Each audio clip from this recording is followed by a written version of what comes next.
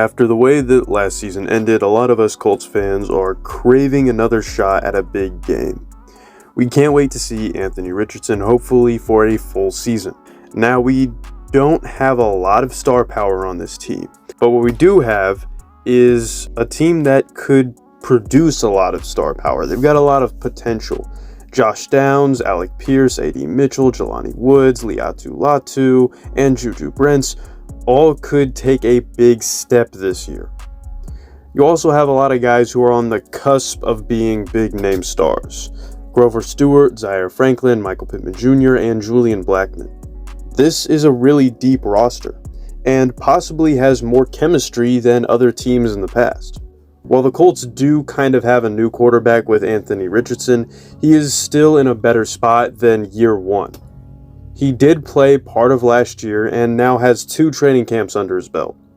All of that time spent practicing with his teammates, learning all of their personal cues, and is hopefully now able to communicate with everyone effectively. I know a lot of people make fun of Chris Ballard when he says, "We like the group we have," but it's true. Having players who know each other really well helps their performance a lot. Not only does the familiarity make them comfortable, but it helps them play off each other during games. They build connections with each other, and it makes things like audibles, strength calls, and adjustments on special teams like second nature. That split-second adjustment on punt block can be the difference between a blocked punt, scooped and scored for a touchdown, and a returner taking it to the house. This could easily be an 11 or 12 win team if we can break curses like never winning in week 1 or never beating Jacksonville in Jacksonville. That would really show that this team is different. It seems arbitrary, and I'm not saying that the season is over if we don't win those 2 games, but it could instill a lot of confidence in the whole organization. So let's talk about the concerns around this year's team. First off, the free safety position. A lot of people are adamant that the Colts need to sign a vet and improve that position. I don't necessarily see it that way. Both Nick Cross and Rodney Thomas have a lot of potential. They have a lot to prove, are hungry to play, and have shown some flashes when they do play. Obviously, signing a better player would help, but I'm also interested to see what Nick Cross can do. They have him as a starter right now, so let's give him a shot. Another concern is health. It's football and injuries happen. Josh Downs recently had a scare, but it looks like he will be out for 4 to 6 weeks, which isn't the worst thing in the world. We are a little thin at linebacker, and obviously thin at every secondary position, but I'm not too concerned. I trust this front office. Which I would like to respectfully talk about the conversations involving the comparison of Chris Ballard and Ryan Grigson. How good a general manager is does not come down to win-loss record. Not only does Ballard have a higher ceiling than Grigson, but Grigson was the reason Ballard had to rebuild in 2017. Just because Grigson could hold his head above water long enough before the problem was left for the next guy, doesn't mean that he was better at his job. But going back to this year's team, at most I think that they can win 13 games. Probably losing to the Packers, the Texans in Houston, Lions, and Titans in Indy, or something like that. At worst, it's an 8-win year where the Colts can't beat any out-of-conference playoff teams. Probably a bunch of injuries happen, including Anthony Richardson, all that stuff. It's always hard to get a read on the Colts and where they're going to go and how good they're going to be and if they're going to be able to beat good football teams and for whatever reason lose to some weird conference opponent who might not even be close to good. The most likely scenario is we go 11-6, where we struggle against some conference opponents. Ending the year with half the fan base thinking we're going to the Super Bowl and the other half thinking it's all a fluke and the wheels are going to fall off at any minute. This team could be very difficult to play in a playoff environment. With all the athletes on the roster and a coach like Shane Steichen, it's a tough group to game plan against, especially when they show up on special teams.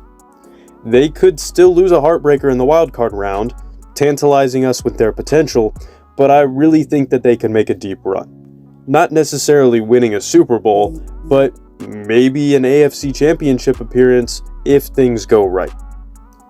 Sadly, things rarely go how you expect them to go in football. Similar to my Purdue football video, I will tell you that this team will be fun to follow. A lot of players are trying to take that next step. For some, it's just making the roster, and for others, that next step is trying to solidify themselves as one of the best at their position.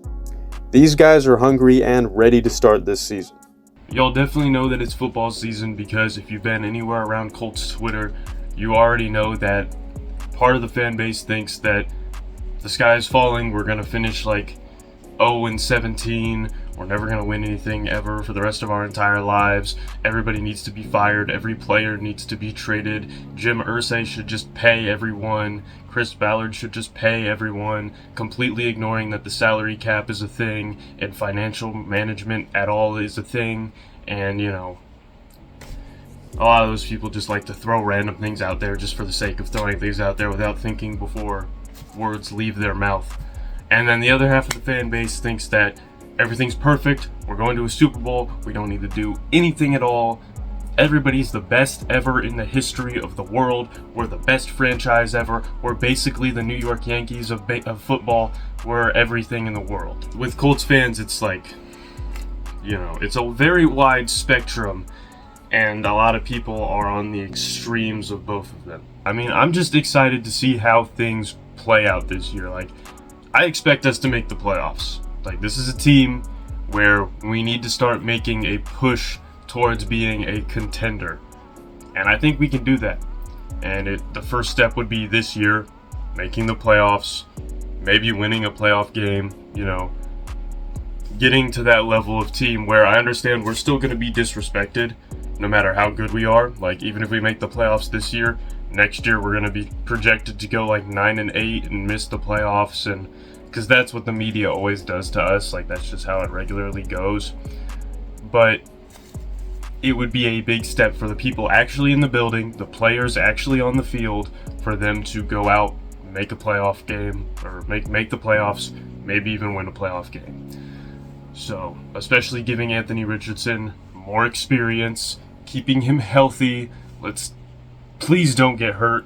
Please, like, I'm genuinely asking and praying to God, please, Anthony Richardson, don't get hurt. Let's not have another Andrew Luck situation. Let's not have another what if. There's already enough of those. Please stay healthy. One last thing. I saw a lot of people saying, like I mentioned earlier, they were just going to give up on the Colts entirely once Josh Downs was hurt. If he was out for the year, they were going to give up on the season. You know, part of what makes this team special, what makes this fan base and this franchise special, is that even in a season like 2022, when we only won 4 games, the stands were still packed. The team still had hype. Lucas Oil is starting to gain a reputation once again as being one of the toughest environments to play in.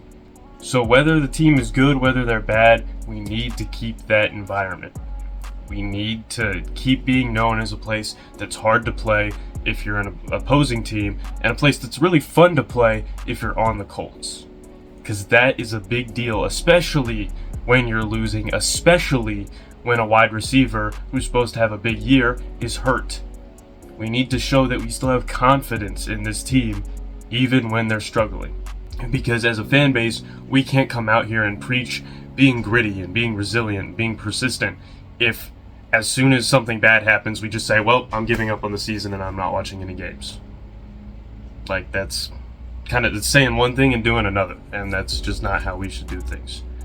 So let's keep on making Lucas Oil a tough place to play, whether we're good or whether we're bad. It shouldn't matter. Let's go. I get tickets are really expensive for the Colts, but I know some of y'all on the north side got the money. If you live in Westfield or Noblesville or those type of places, I know you got the money to go to Colts games. Come on now. You ain't fooling me with that. Come on now. See you guys next time. Right, nigga, put it in the blender. Hell yeah, I'm Wingstop. Jump on the chicken tender. It's like the beef with energy and water like Kimber. Hey, turning, looking like dinner. It's like got the bag, boy or girl.